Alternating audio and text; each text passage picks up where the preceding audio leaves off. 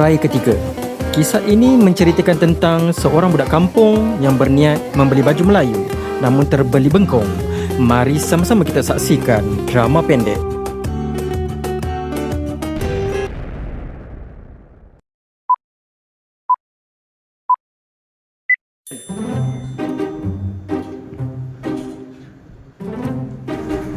Aduh, macam mana ni? Dah teruk sangat ni. 3 hari ni, lemang, ketupat, rendang, semua masuk. Macam mana ni awak? Mak kata ingat dunia. Saiz, tengok. Yelah, kena buat something. Nak kena start diet dah tu. Baik ya. Waalaikumsalam. Masuk. Ada makan-makan. Oh, kau nak makan-makan. Oh, Rendang dia makan-makan. Dah tak muat lagi. Sangat ni badan ni. Sendak sana, sendak sini. itulah. Aduh.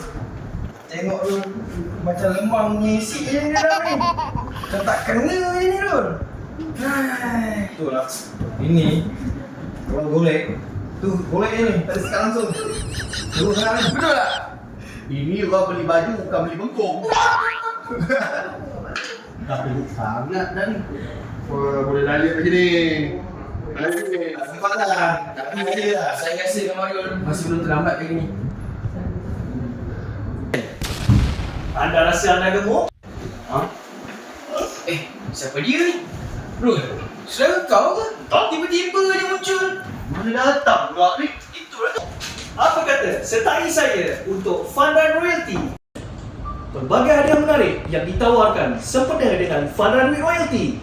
Terdapat hadiah utama sebuah biji kereta, hadiah percutian, hadiah motosikal serta pelbagai hadiah menarik yang lain lagi. Dan yang penting, terdapat artis yang terkenal akan bersama untuk Funrun ini, iaitu Alif Sata.